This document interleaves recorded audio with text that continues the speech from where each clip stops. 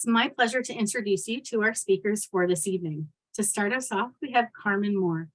Karmen is a registered dietitian for patients with gynecological cancers, including ovarian, receiving care at Princess Margaret Cancer Centre in Toronto, Ontario. She follows patients through different stages of their treatment journey and regularly counsels on therapeutic ways of eating, including the low-fiber diet and eating high energy, high protein. Karmen is inspired by the courage and perseverance of her patients and strives to improve patient nutrition with ideas that are relevant and realistic. In her spare time, Karmen likes to read, dance, and experience nature with her family. I'd like to take the opportunity to introduce Geremy Capone, who's joining Karmen More with us this evening. Geremy is passionate about teaching essential cooking skills, easy meal preparation, and raising awareness around improving food literacy and food security. He has applied this passion in his role as wellness chef of the Cancer Rehabilitation and Survivorship program at Princess Margaret Cancer Centre, delivering cooking and nutrition classes designed to support people living with cancer.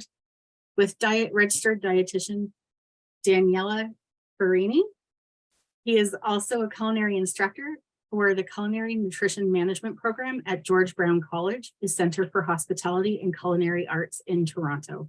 Please welcome both Karmen and Geremy to our call this evening. Hi, everybody. Hi. Thank you so much for having us. And Karmen, I'm just going to get your slides up here for you. Great, thanks. So we're hoping Geremy and I can add some tools to your toolbox for healthy eating today. Of course, it's a bit more general, and we'll talk maybe in some ways that might apply to you in different stages of your journey with ovarian cancer or caring for someone with ovarian cancer. But we'll jump right in. And I understand there's a question box, so feel free to put in some questions there, and hopefully we'll get to them today. Next slide, please.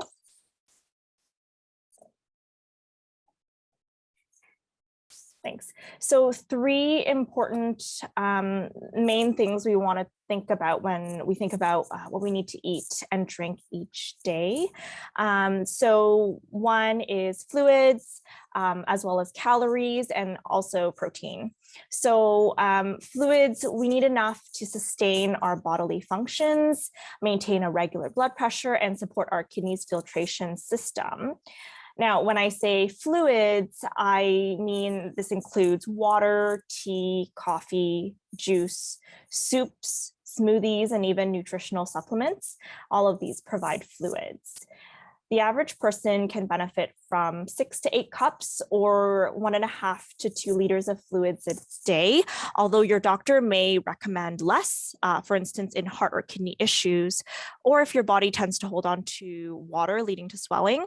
But otherwise, you might have a recommendation for more, and that's based on your medical condition. And if you are having trouble eating or maintaining your weight, feel free to choose drinks that also give you calories and protein to stay hydrated and help with nutrition. And one of our recipes today will give you some inspiration for that, hopefully. So the second thing, calories, this translates into energy that fuels our body. So if we don't take in enough calories, we may feel fatigued, unable to focus, and risk losing weight, especially losing healthy muscle mass. So work with your doctor and dietitian and healthcare team if you are trying to gain or lose weight on purpose, and to make sure that you're doing that in a safe way.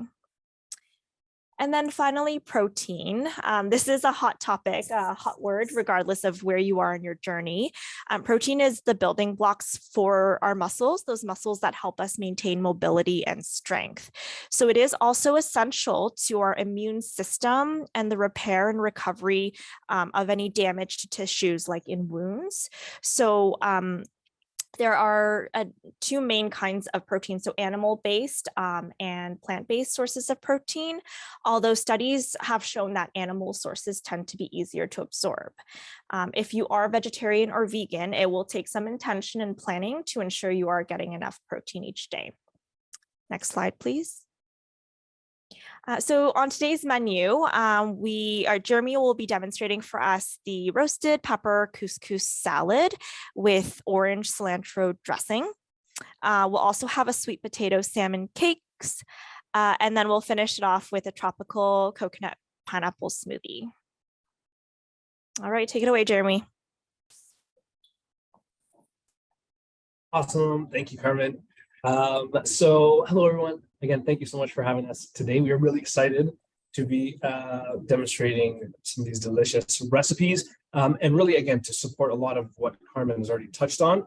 And we're going to just, sort of flow with a few more tips as we go. But like Carmen mentioned, if you do have any questions throughout, even as we're cooking, because we're going to be moving a little bit faster just so we can try to get it all in, please feel free to ask at any point. Be more than happy to address those. So, like Carmen mentioned, we're going to be starting off with this really nice salad recipe.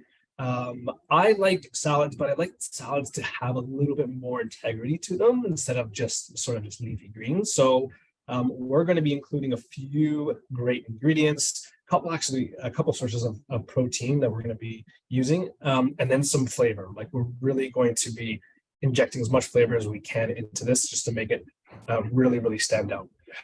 So to start off, the actual star, I would say, of this recipe is whole grain that we're using. Now, a lot of the recipes, a lot of the ingredients, even a lot of the techniques that we choose to use in a lot of the recipes and the content that we create, we try to make them as easy and as accessible as possible. So with whole grains, sometimes we think about whole grains, they take a little bit longer to cook.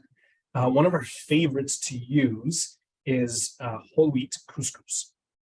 So you may have heard of like couscous before. Couscous on its own, it's just semolina flour, but the whole wheat couscous, Carmen, this would be considered a whole grain, correct? Yeah, that's right. So Geremy, we're using we're using the whole wheat version, which is higher in the protein, fiber, instead of even just the regular couscous.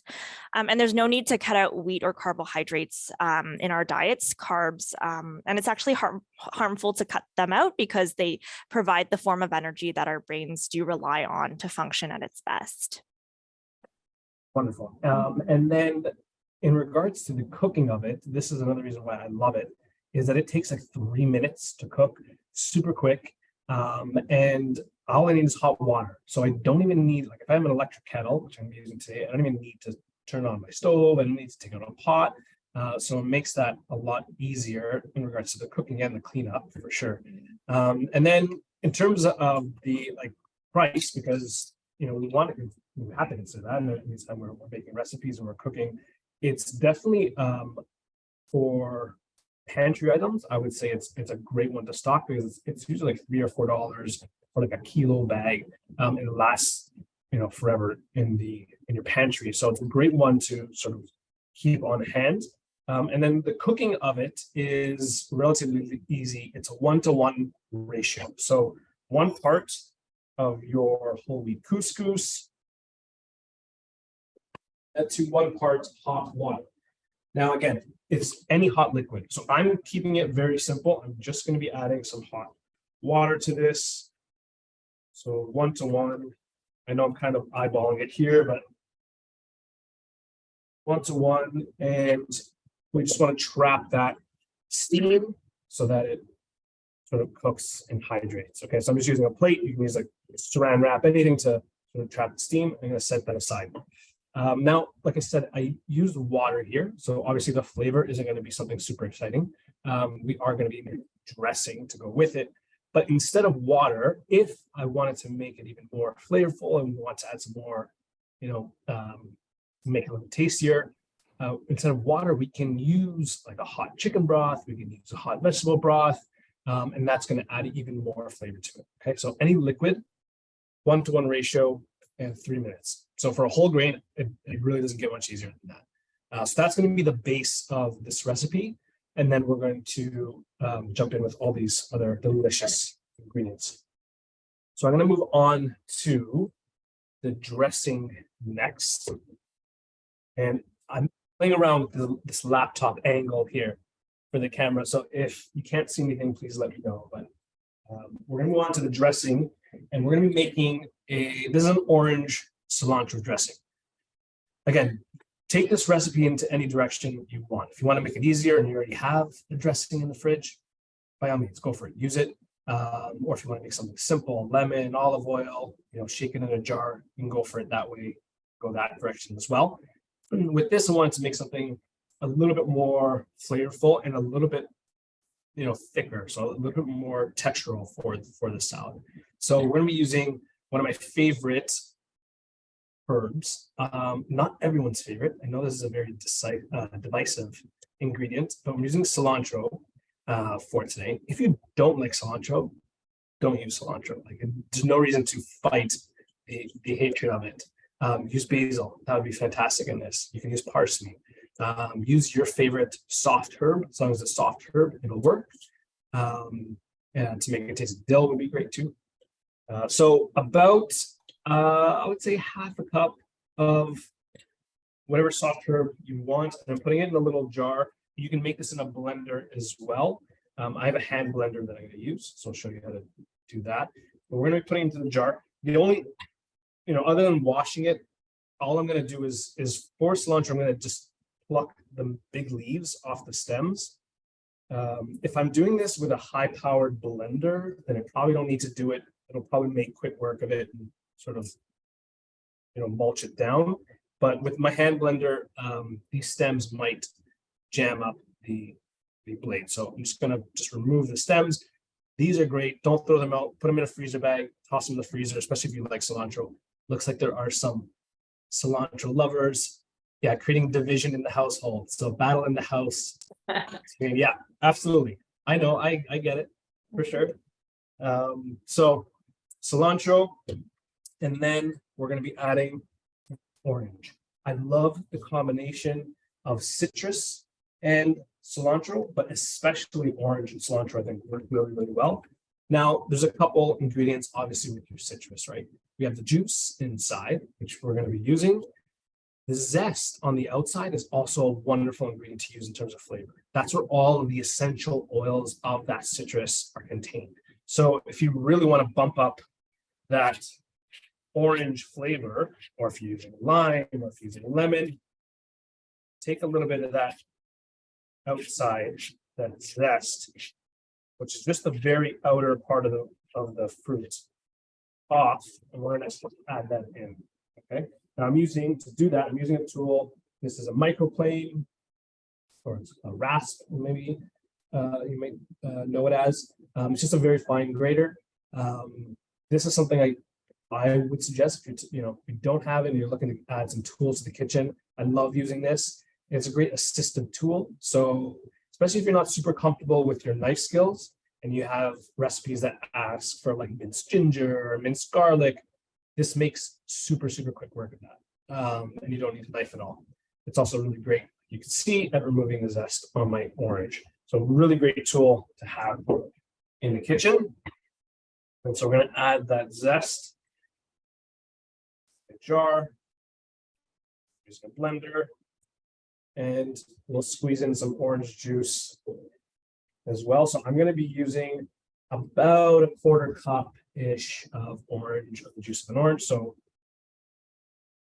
on orange, again, if you're like a little shy on one orange, don't go cut another orange. If you need a little more liquid, you can just add a little bit of water, but we're sort of, again, eyeballing it here. Awesome. There's a couple seeds in this orange. I'll be sure to take those out. All right, so I have my orange, my cilantro already. It's smelling fantastic. And then to add a little bit more acidity, because the acidity in an orange it's not super strong, right? So let's add a little bit of sweetness, a little bit of acidity. I'm going to bump that up a little bit with some vinegar. And you can adjust to taste. So I'm adding 2 tablespoons.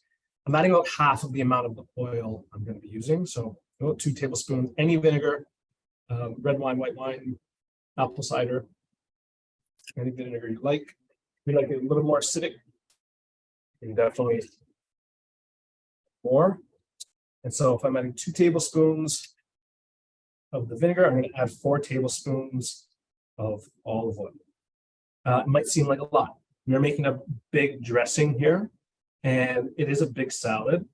So we'll probably use, we'll see, but we can use most of it. What's nice is I can even save the rest. I can put it in the freezer, or I can put it in the fridge and use it up over the next couple days. Just a touch of honey if you want for sweetness. This is going to help to balance out the dressing because we have a little bit of sour, a little bit of acidic, and a little bit of bitter from the cilantro as well. That honey is going to help to balance it out. And then just a little bit of salt and pepper taste. Actually ran out of pepper, so just salt today. Use what you have. All right, so here's the base of our dressing. And like I said, if you have a stand blender, you can just use that. These are fantastic. So again, going back to the tools discussion, we often get asked, what are some of the top tools I should have in my kitchen? Especially if you do deal with fatigue and cooking and prep is exhausting for you. Having some tools like this that help to do a lot of the work, that heavy lifting for you, is really, really helpful. So these hand blenders, which I can bring directly to like a soup and blend it, or something like this with a dressing or a smoothie, it makes it a lot easier than having to like lift and wash and lug around a full blender. Now, Carmen, I'm going to mute myself so I don't blow everyone's eardrums out. I'm sure you have some awesome tips.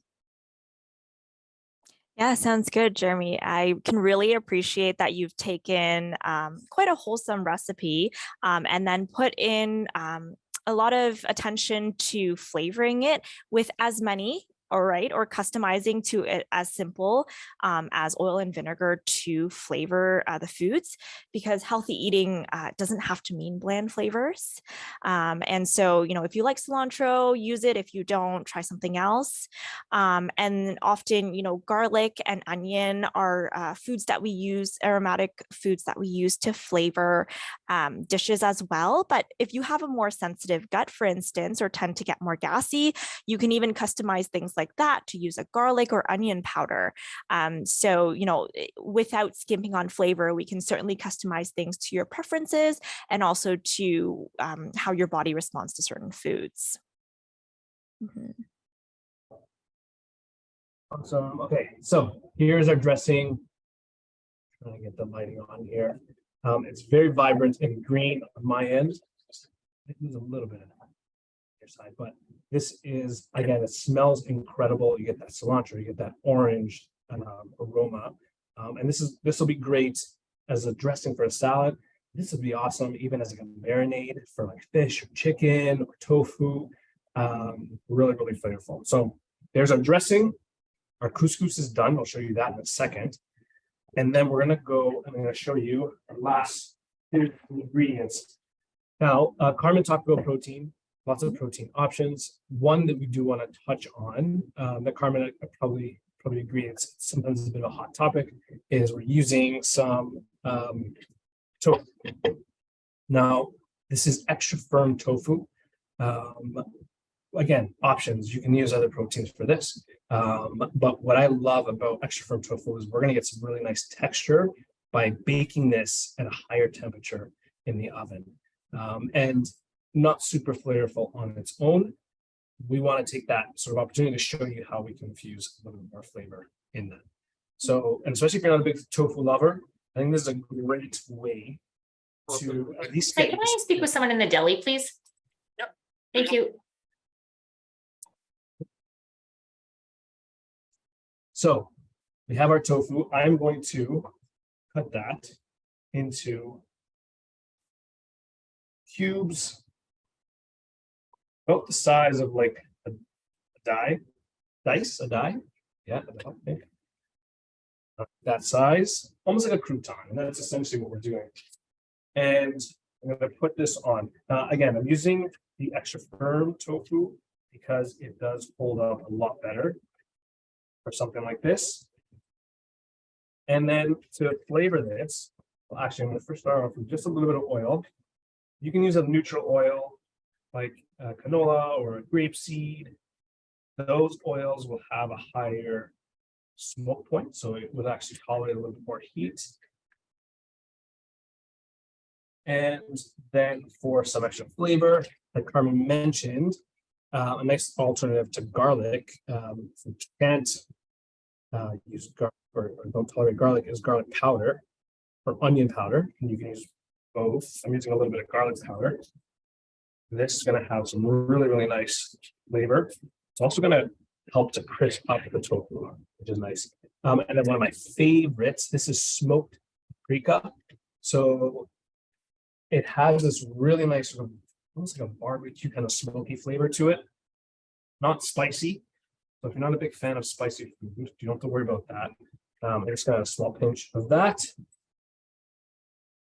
And a small pinch salt. Don't need too much. I have all this other amazing flavor on there. So there we go. And then I'm just gonna just toss it up. Just make sure it's evenly coated. Now, if you want it to be even crispier, a little trick that you can do is also toss in about a teaspoon of cornstarch to this, and then coat it in that as well. And that is going to give you these really nice sort of like crispy bits and crispy edges on the tofu, which is wonderful. So pretty simple way to prepare this. Now we're going to be adding this as a component of the salad, but again, you can throw this in anything, really. All right, so we have our tofu. That's going to go into the oven at about 450 degrees. So on a bit of a higher heat for about 10-12 minutes or so. Just keep an eye on it. You don't want it to burn. If you're starting to get some really nice color, you can flip them like for the last few minutes. But just try to get about an even coating or color all around. I'm going to throw this in. All right, while Geremy does that, I'll just talk a little bit about the tofu, which is a plant-based protein food made from soybeans. If we think of, say, soy milk or a fortified soy milk in its beverage form, it's actually quite similar in nutrition to a cow's milk. But I do often have patients who are worried about the phytoestrogens, the plant version of the hormone that's naturally found in soy, and worried that this might be harmful to the body when there is cancer. But thankfully, there's actually no evidence that it is harmful. And in fact, soy can be a source of protein, calcium, and vitamin D, especially for those who are intolerant to dairy foods. So feel free to use tofu, feel free to drink soy milk if that's something you can enjoy and you don't have any allergies to. Yeah, I love it. It's such a great option to throw in to your recipes throughout the week. And this is what it looks like. So again, completely different from before I threw it in. Now you have this just amazing little crispy little tofu blocks. And you're going to get that garlic and that little bit of smokiness from the paprika. Super flavorful, but texturally, we've also transformed it a bit just by spending 10-12 minutes in the oven. The key is that higher heat. And also, if you want to achieve something a little bit crispier for tofu, it all depends on what you're trying to do. What you can do is when you take it out of the package, press it with a paper towel just to get as much water out of it as possible. And that will just help it to crisp up a little bit better. So really, really nice. My mouth is watering even just looking at the texture of it. So we have, and we're breaking this down into stages, and that way you can sort of, again, take it into whatever direction you want. Well, we have our couscous, which is, I'll show you really quickly. Again, it's super easy, 3 minutes. We're going to fluff it up with a fork, and you have this just awesome, fluffy whole grain option. It takes no time at all. So that's ready. We have that as a base. We have our dressing ready to go, and our tofu. The last thing is, and this is where you can sort of use what you want in terms of vegetables and to bulk it up. We can throw some cucumbers. We can throw some cherry tomatoes in this. We wanted to highlight some peppers, and in particular, roasted peppers. Now, this is going to add to that smokiness with the tofu, but it is a great way to treat your peppers. And what I love about this is I did it from scratch just so we could show you how to do it from scratch. But if I'm in a pinch, and usually I'll always try to have an easy, accessible product on hand, I'll just use a jarred version. And you can find those, again, most grocery stores, jarred, it's already roasted, peeled, seeds removed, make it easy for yourself, right? Take it right out of the jar, chop it up, and you're good to go. So outside of sort of cooking the tofu, a lot of these ingredients or components of the salad, we're just assembling together, right?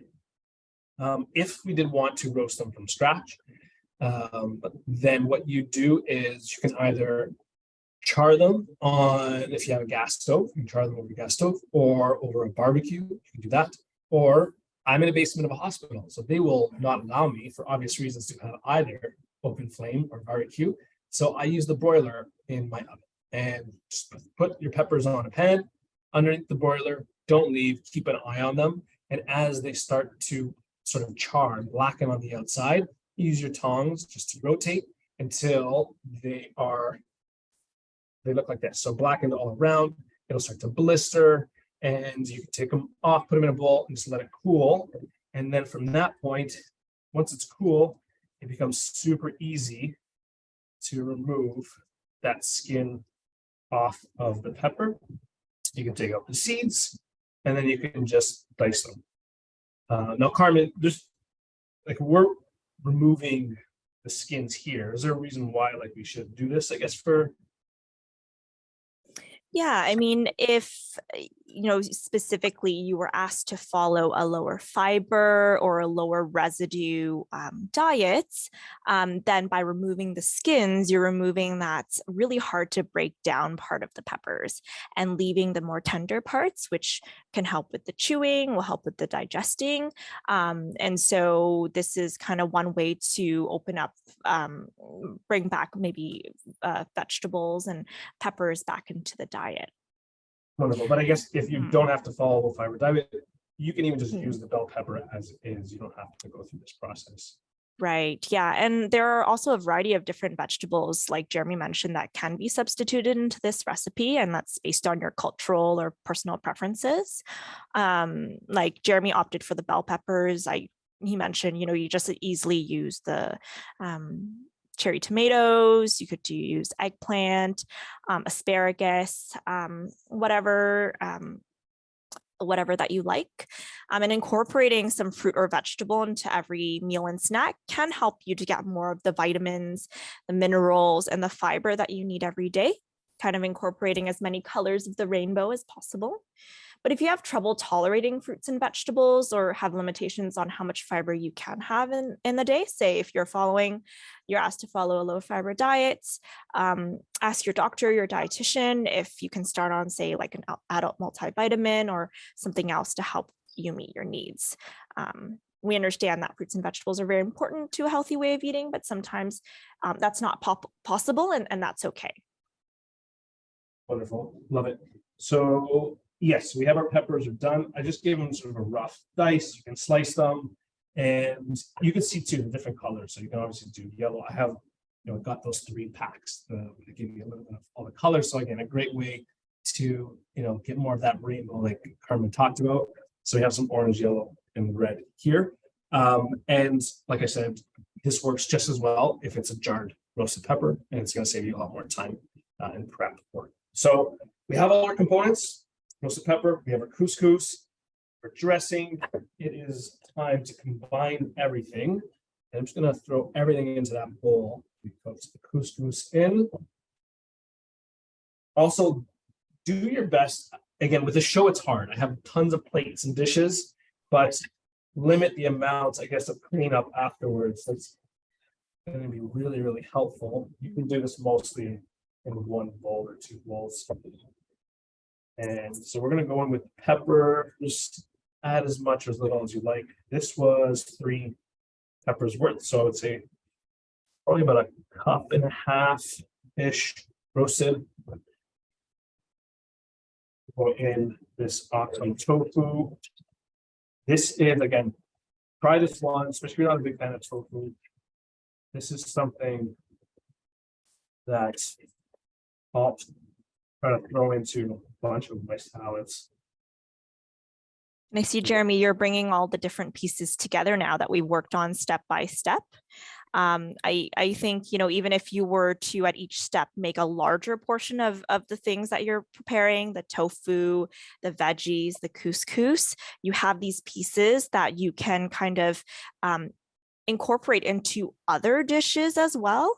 If you make a big batch, have it store it separate in the fridge, and then it's available to you to kind of DIY your own meals, build your own bowls, and save you on some of that prep time. I love that. Yeah, absolutely. Maximize your time in the kitchen. Things like those peppers. Usually, if I'm going to spend the time to roast them, I'll make a bunch of them, put them in a freezer bag, and they freeze exceptionally well. And then you can throw them into soup, salads, stir fries, whatever you want. So, great idea to maximize the portions and the effort there. So we have, again, couscous, the tofu, roasted peppers, and then that dressing. And I'm just going to toss it up here. Again, not your typical salad, but you don't like to be typical here. Try to change it up a little bit.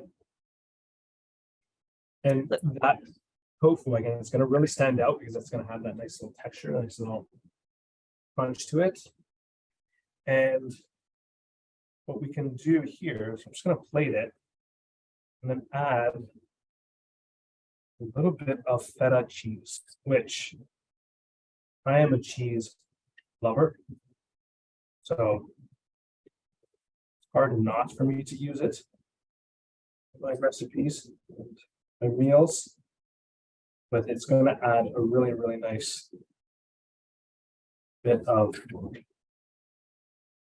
saltiness to this. I'm going to make flavors just pop a little bit more. And you can use anything on here. You don't have to use cheese, obviously, but it works really well. Just a little bit. Feta crumble over the top. And just a little extra dressing. So with your finishing touches, Geremy, we've got the dairy and the soy proteins, we've got the grains from the couscous, and we have the vegetables to make it a pretty complete dish. You can have it warm or cold. It could be a side dish or a main dish. It's very versatile. Trying to get focus here. Here we go. Well, here it is. This is our first recipe. It is our roasted pepper and couscous salad with our orange cilantro dressing. Again, I apologize. I'm getting all of these smells and wonderful aromas here. You're going to have to make it yourself, but I assure you it is really tasty, really delicious. Awesome. Thanks. All right. Ready to move on to the next recipe? Yeah, so we're moving on to make our sweet potato salmon cakes. These are protein-packed patties, and you can make them ahead of time in larger batches. They can be refrigerated or frozen to be used on another day, say maybe after a treatment day or a busy day out when you might be too tired to cook. Geremy has mentioned using the freezer a lot already, so I imagine he has a massive freezer or just one that's really, really full.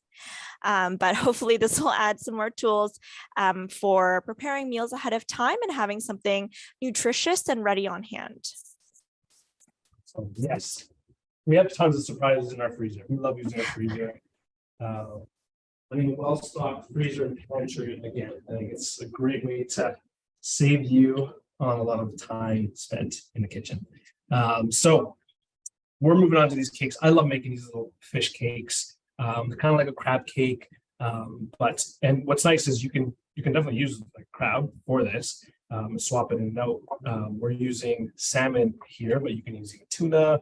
You can use any cooked fish, would work really well. What I love and what we want to feature with this one, with our salmon is, and I saw a few people mention that they're in BC and Kelowna. I mean, you have probably access to amazing fish and seafood, so definitely use something that you like.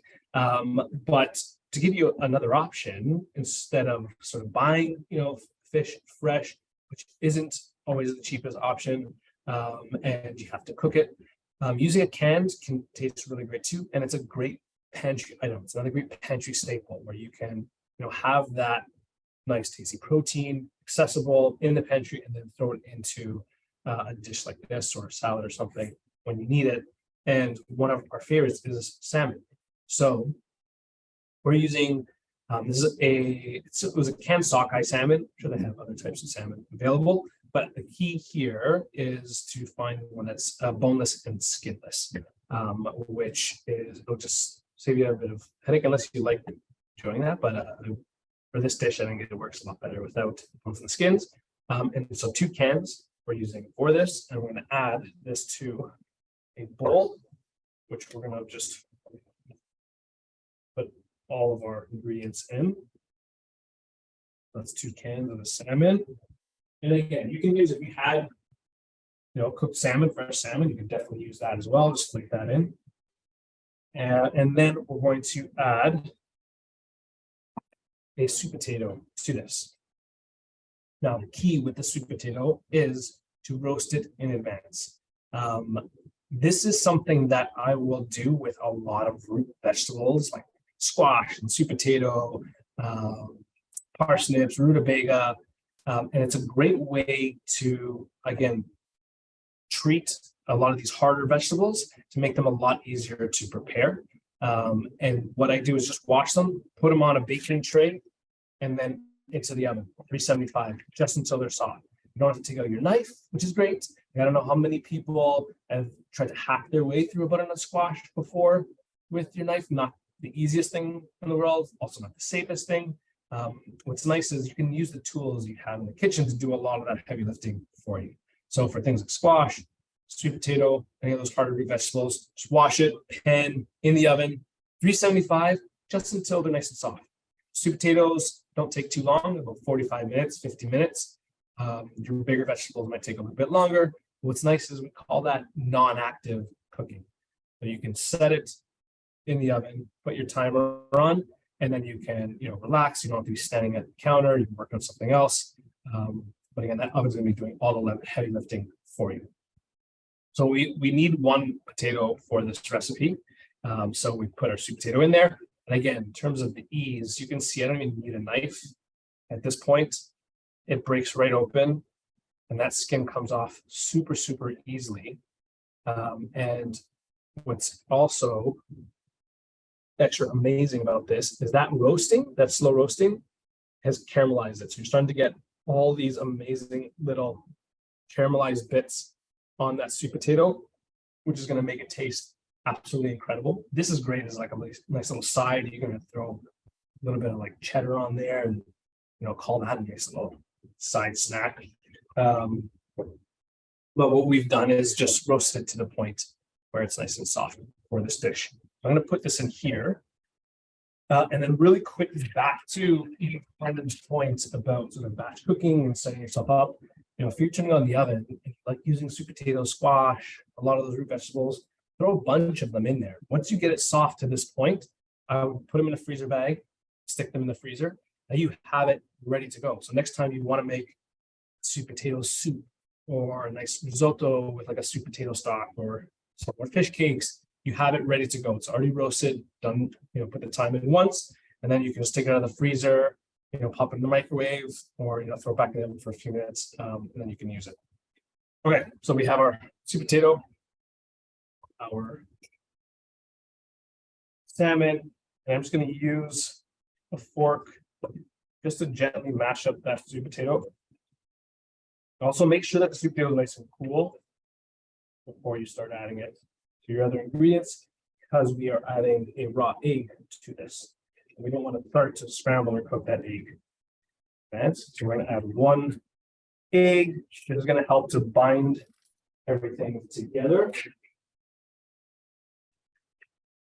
We'll mix that up. And then we're going to add some breadcrumbs to this. I'm using just a panko breadcrumb. It's a nice coarse breadcrumb. If you wanted to use a whole grain, I guess you can even use oats in this. And then Carmen, I guess you're adding even more whole grain in this and fiber and stuff like that. So you can do whatever you want. You can add oats, but I'm going to add about a cup of this. Now the key is we're using 1 medium sweet potato. That can sort of vary in size. we don't want this to be wet. It should bind pretty easily together. So if you find it still very wet and soft, just add a little bit more breadcrumb to that. But I'm going to start off with just 1 cup. That's probably all I need. And then for flavor, this is again where you can customize. So if you want to add some fresh dill, parsley, go ahead and add that. You can add dried herbs to that as well. That's going to be really tasty. Any spices that you want. One thing I'm going to add here, and we're keeping it pretty simple, but I love Dijon mustard. So I'm going to add a little bit of Dijon to this. If you're following along the recipes, it might not be on there. This is a last minute pivot. Like, ooh, Dijon would be good. Okay? About a tablespoon of Dijon. And then back to my zest. I love using the zest of citrus. And we're going to add a little bit of lemon zest to this one.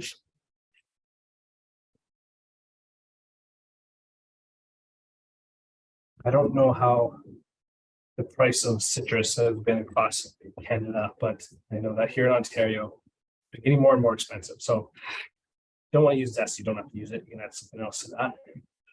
And there we go. But again, what's nice is you can definitely customize flavors here. I'll add maybe a small pinch of salt. I don't need to add too much. Adjust the dressing afterwards if you want it.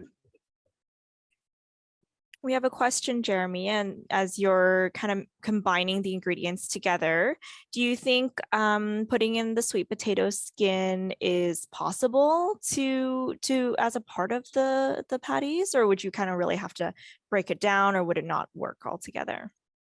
No, yeah, I definitely can. I guess that would be a great way to plus up that fiber too, right? What I would do is just maybe slice it, maybe chop it up a little bit. Probably don't want like big pieces of that skin, because once you put it in, it's not really breaking down any further when you bake it in the oven. So you can definitely, yeah, slice that up, put it in for sure. That would add a little bit of nice texture to it as well. Yeah, absolutely. And the sweet potato itself, even without the outer skin, does contain more fiber than your regular baking or russet potato. So, you know, the orangey color there, you'll see it's got the sweetness, it's got the fiber. It also does contain some antioxidant vitamins A and C in their natural form. So safe to have when you're undergoing treatment. So here's our mixture. Pretty simple to put together. And again, using that canned fish, for your fresh fish purists out there, you definitely want the fresh roots, but it's just super convenient to put together if you can. And then we're just going to make our cakes. You can absolutely go in with your hands. If I wasn't controlling a laptop and a camera here, I would go in with my hands. I don't want to make things super messy. So what I like to use is just an ice cream scoop. I think it makes it really, really easy. And we can and it portions it out evenly too, which is nice. So I'm going to take my ice cream scoop, putting it on a baking tray lined with parchment. Love using parchment in the classes because again, it's going to help a lot of the cleanup afterwards. And I'm just going to make little mounds of these on here. And again, what's nice is this is a great recipe. If you do like it, absolutely double it up, make a larger batch, and you or change up even the size of the patties if you like them, a little bit smaller, a little bit bigger, but they freeze exceptionally well. So. And it looks like you're getting them on the tray real nice and quick and uniform looking. And, you know, it really has enhanced the flavor of something as simple and accessible as a canned salmon. And, you know, it's like you can keep canned fish, you know, anything canned stores pretty well in the pantry for you to use at any time.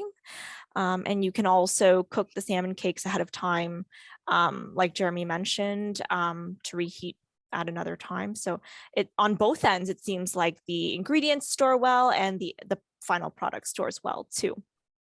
Absolutely. So after I've sort of placed them onto the baking sheet, I'm just adding just a little bit of oil. This is going to help with sort of crisping them up and getting a nice golden color.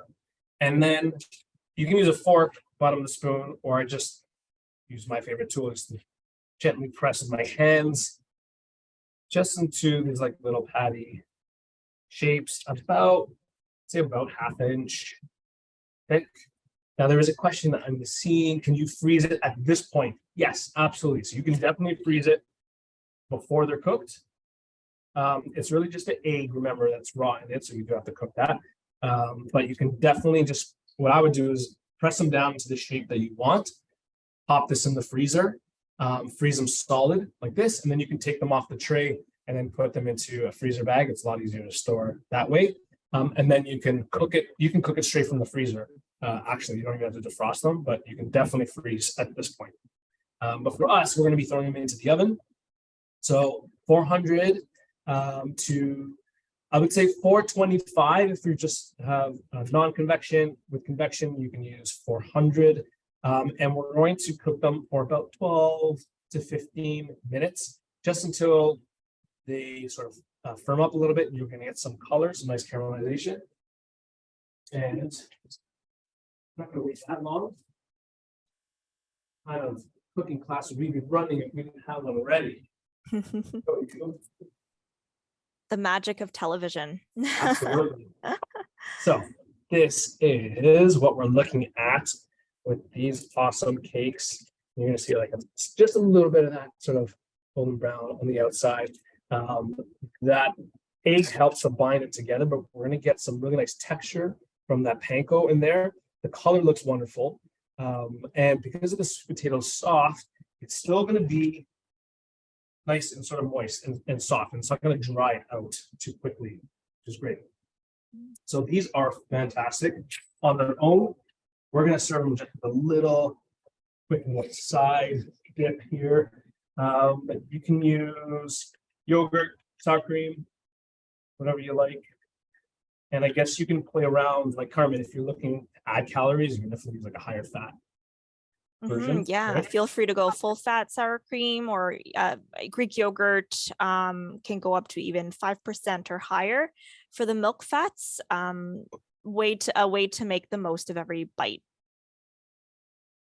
And we're going to just plus that up a little bit of dill. Again, you can use any fresh herb. You can even use dried. Again, keep it simple, keep it easy for yourself. I think dill works really well. And a little bit of that lemon juice. The lemon we used earlier, zest in there. I like a lot of lemon. So I'm going to go a little heavier, maybe like a couple tablespoons for this. And again, this is something you can just season to taste, obviously adjust, keeping it fairly simple. It just adds this really, really nice sort of cool creaminess to these cakes. This looks like the makings of a fish burger. Oh, well, you know what? You can definitely use this as a patty for, like, that's a perfect little patty, right, for a fish burger. This would be like an awesome little fish sandwich or fish burger.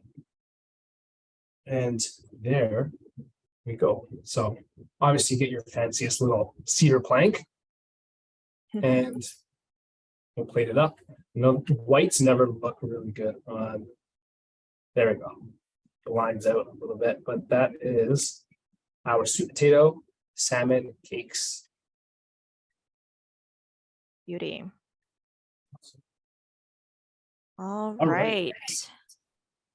So our final recipe tonight to wrap up this scrumptious meal is our take on a pina colada mocktail.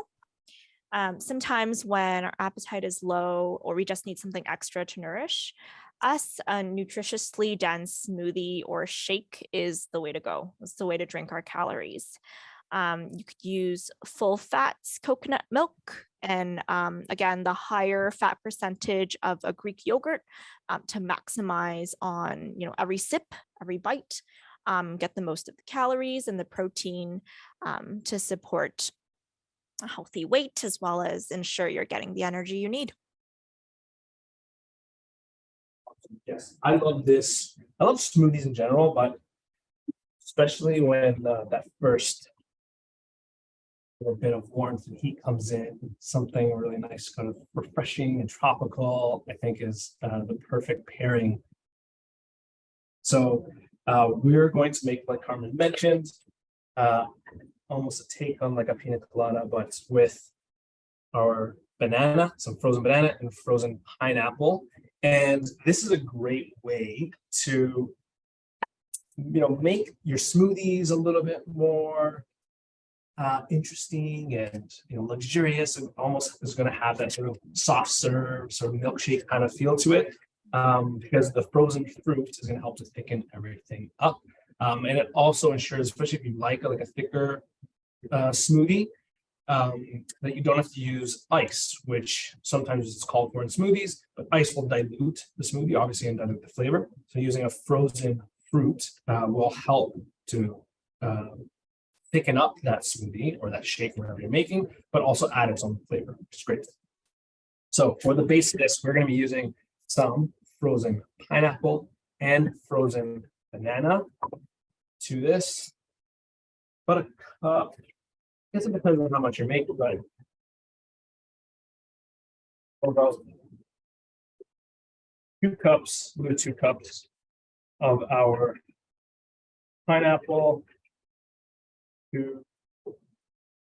Well, it's 1 banana's worth, so about a cup of the banana. I'm just using it all. There we go. Now, in terms of Carmen, we love using frozen fruits and vegetables in here, especially for the convenience. It's already prepped, it's already chopped, washed. It's usually budget friendly. But I guess in terms of nutrition, fresh versus frozen, what are we looking at? Yeah, nutritionally, basically the same. Sometimes depending on when you're buying the fresh fruits, if it's out of season, if it's kind of past its prime, the frozen version is actually more nutritious because it's frozen right at the peak of ripeness. So it's capturing where the nutrients are at its best and holding it there until you use it. So perfectly fine. Feel comfortable using frozen or fresh, depending on what you like and what's available. Love that. Awesome. All right. So pineapple, banana. I'm going to add a little bit of lime juice. So we've sort of covered 3 of our most common citrus. We had a little orange, lemon. We could not leave you without using a little lime, which I think is my favorite. Now this is going to add obviously its own little bit of flavor, but this is a nice little trick for seasoning your foods. Acid, whether it comes from vinegars, whether it comes from citrus, acts the same way that salt acts to enhance foods. So salt, you obviously hear it in almost everything, right? A little bit of salt, a little bit of salt. It will enhance the ingredients, the flavor of the ingredients, whatever you add it to. It's not actually adding its own flavor. It's just enhancing the flavor of where you're adding it to. Acid acts the exact same way. So when you add a little bit of vinegar on your roasted vegetables, or you add a little bit of lemon in your soup, that acid is actually helping to enhance the flavor of the ingredients that you're adding it to. So it's a nice little trick, and especially with smoothies, when it's cold and we're using frozen ingredients, the flavor is dulled a little bit. If you add a little bit of lemon, a little bit of orange, a little bit of lime, even just a little bit, try it next time. It will actually help the flavors of that fruit to pop even more. So it's a nice little trick to help with flavors, even when you're making something simple like a smoothie. So a little bit of lime in there. We're going to go in with our coconut milk to make this obviously super luxurious and delicious. So we're using half a cup. And I guess you can go, Carmen, same thing here. You can go like either full fat or light, depending. Totally. And I heard recently too that when flavoring, say like a salad or a fruit salad, when you add salt, kind of enhances the flavor. I wouldn't have, thought of adding salts to my fruit. but certainly flavors can be so crucial to enjoying our foods, especially if you have any taste changes, kind of emphasizing on the flavor that does work for you, whether it's sweet, salty, sour, hopefully not bitter, but if it is, make the most of that to be able to continue to find some enjoyment in your food. Absolutely. And so for protein here, we're going to use some yogurt. So this is a higher protein yogurt. This is actually skyr. So this is the Icelandic one, but you can use even like a Greek yogurt or something like that. I'll go in with half a cup here as well.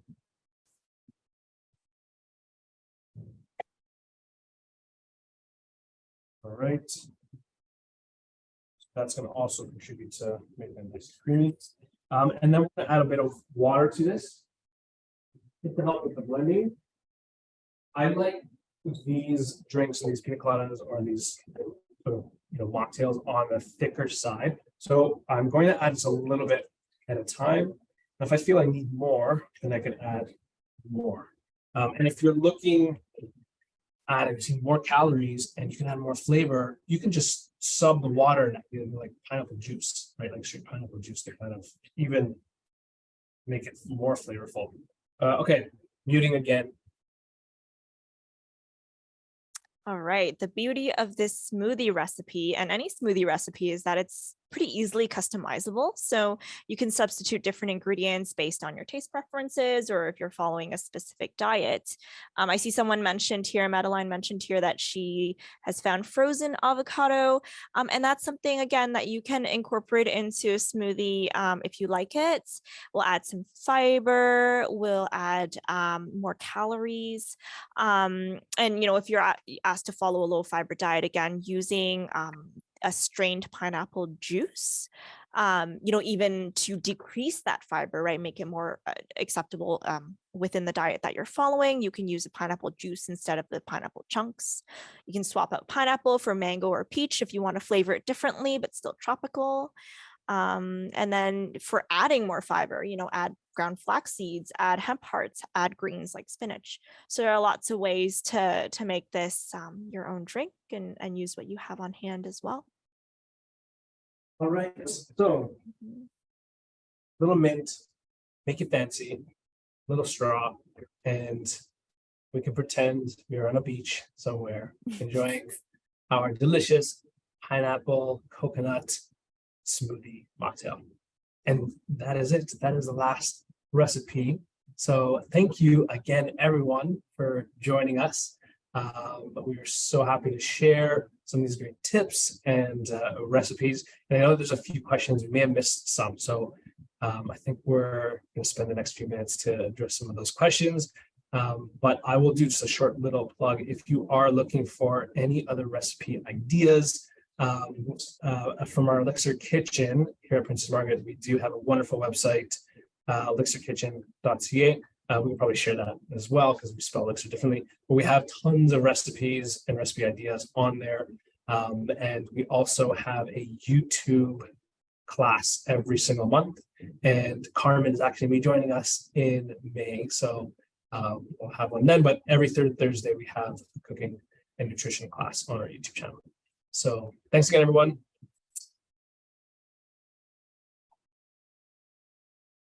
Okay, so I see we're just at the end of our time. Marianne, should I go through this quickly or should we kind of focus on the questions here? You can go ahead with this, Karmen, and then we'll ask the questions. Thanks. Okay, yeah, so just wanted to give you some quick takeaways in terms of general healthy eating. Balanced is key. So if you look to the top right of the slide here, you'll see Canada's food guide. It may or may not be familiar to you, but it's got a lot of variety. You've got your protein sources, you have fruits and vegetables, and you have whole grains. When variety is not possible, focus on just getting enough of the three main things we talked about: fluids, protein, calories. So making the most of every bite, every every meal, every snack as much as you can. And snacks can be as crucial as meals. You know, if you have to eat smaller portions at a time, eat 4 to 6 times a day, even if it's a little bit at a time. Set an alarm if you got to remember, you know, and you don't have as much of the appetite cues or the hunger cues to remind you.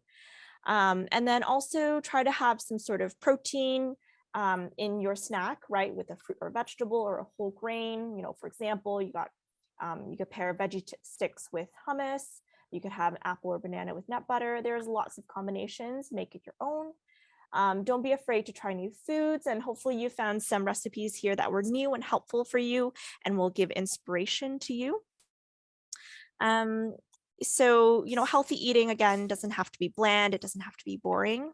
And, you know, for those of you who are experiencing taste changes, feel free to make the most of the flavors that work for you. Choose sour foods if that works for you. Choose sweet foods if that works for you.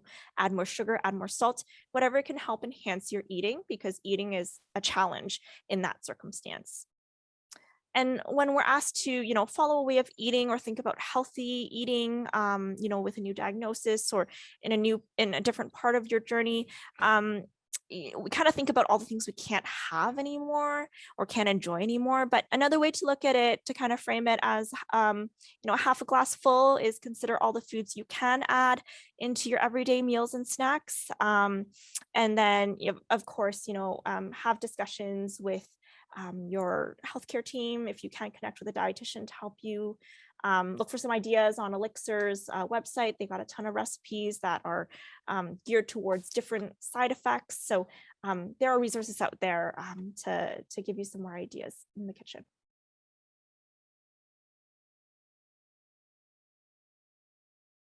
That's wonderful. Thank you both very much for joining us here this evening. And we do have a couple of questions. And I just have to start off by saying, Geremy, you keep talking about the smells that are in your kitchen. And I was a little bit sad that I didn't come to you tonight to do this presentation. So thank you. Thank you for that. I'll start off with just a couple of questions we had about different substitutions and things for within the recipes. I know that you've chatted about a few of them through, but for our first recipe, you used the couscous.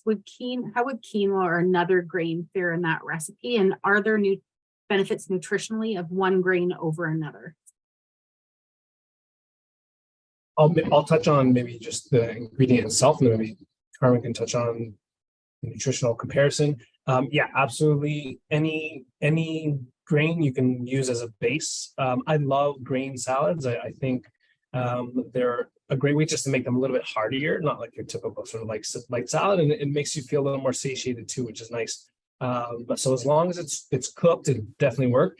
It's going to be, obviously you follow that cooking process. It's completely different, quinoa versus the whole wheat couscous. But you can definitely use, you know, cooked barley, cooked farro, quinoa, couscous as a base for the salad. It would swap in perfectly.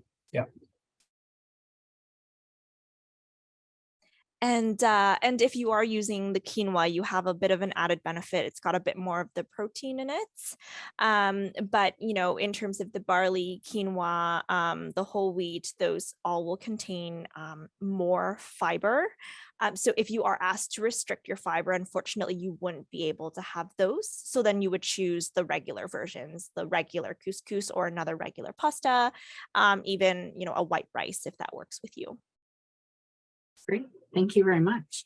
There was a question, I believe you touched on this, around garlic or onion powder. What other flavors would suit well with the recipe if somebody couldn't have either of those?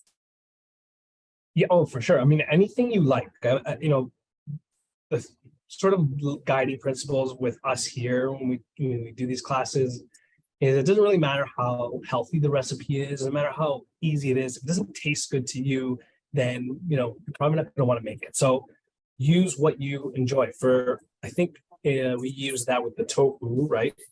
So using like the smoked paprika would work really well, but keeping it simple and just maybe just using like a herbs de Provence, like a dried herb mix would work. One of my favorites right now, which I'm using a lot in soups, is garam masala, which is this just incredibly warm combination of like ginger and cinnamon and cumin. It's used in a lot of like Indian cuisine in your recipes. That would work really well. So as long as it's dried spice or dried herb, and for this recipe, it'll work. That's great.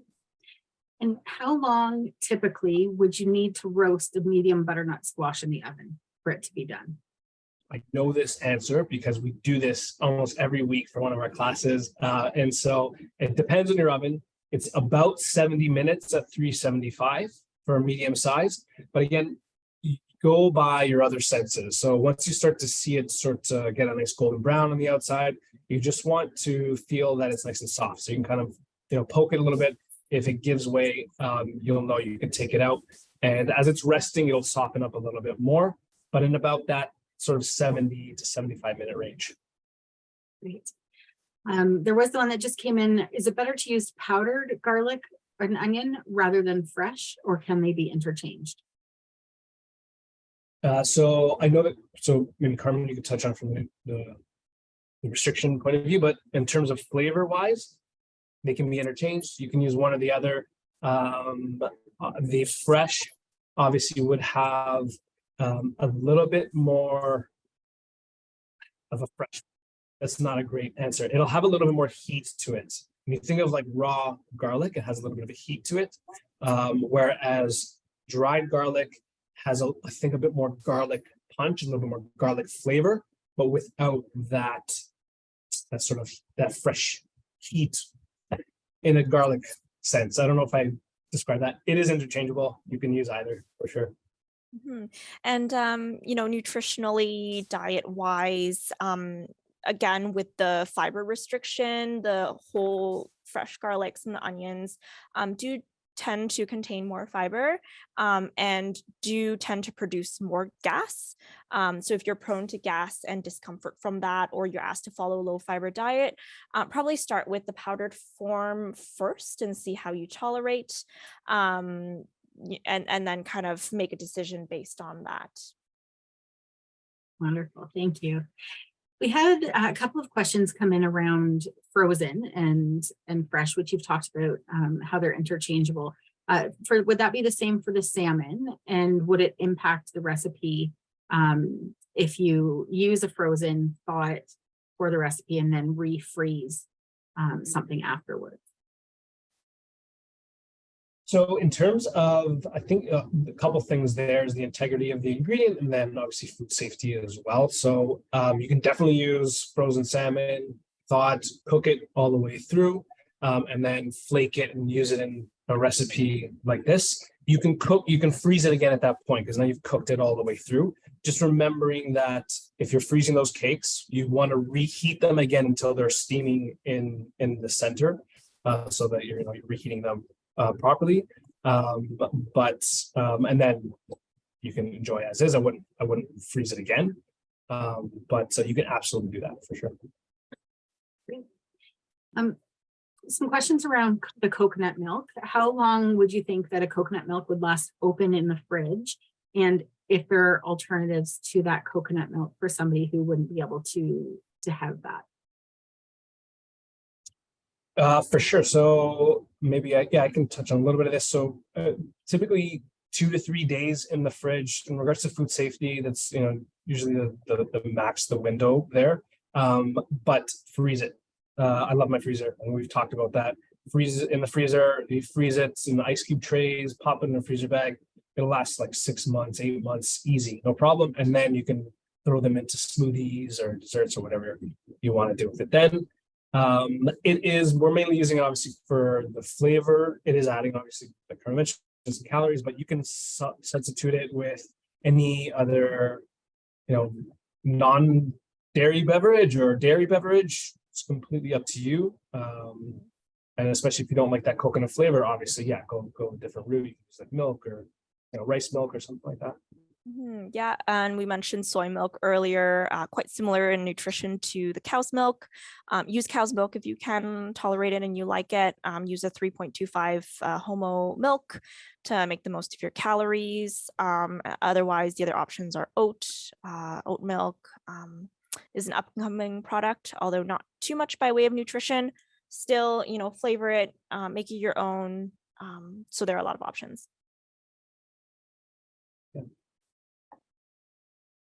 Oh, I think you're muted. Yeah. Do that to myself every time. There are a couple of questions for Karmen here. Are there certain foods that I should avoid while on chemotherapy or in treatment? I feel so nauseous, it's hard to eat anything. So in the situation, assuming your doctors haven't suggested, a particular way of eating, there's nothing that needs to be restricted. Everything within food safety guidelines, right? So making sure your meats and fishes are cooked to a safe temperature, eggs are not runny, you're storing foods in a safe way. Have whatever you can. Sometimes ginger candies, mint at times can help with relieving some of that nausea. Sucking on hard candies that are flavored that way. But otherwise, see what works with you. Do a little bit at a time. Volume counts. So even if you're eating a little bit many times over the day, it all adds up. And if you still feel like you're not able to get enough and you have other concerns, especially with losing weight, it's really hard to regain our weight after we lose it. And a lot of what we're losing is that really precious muscle. So be sure to flag that with your team, let them know, seek support, and maybe supplementing with products that are nutrition supplements, things you can buy at the store, can be an option for you. Wonderful. And our last one that we have time for here this evening is, we hear high fiber in our diet, but for some, bowels can't handle the high fiber. And then on the flip side, the constipation is a very common symptom and condition with ovarian cancer. Do you have any tips around that balancing act?